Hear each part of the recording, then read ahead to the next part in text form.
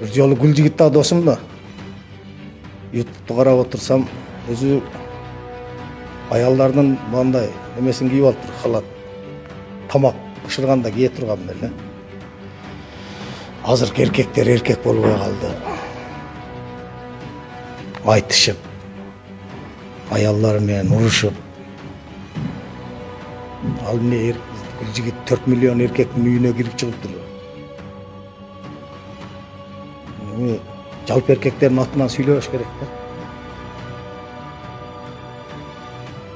Мен досторум ушу Тынар Курбаналиев, Талант Анарбаев, Эрнис, Гүлжигиттер досторум да. Анан мен орто жолдо бир аз чыкпай калдым да.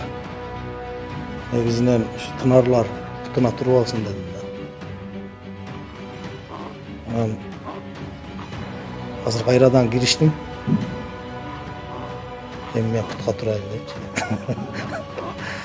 Анан бир жагынан тамаша, чындыгына жанаша дегендейчи.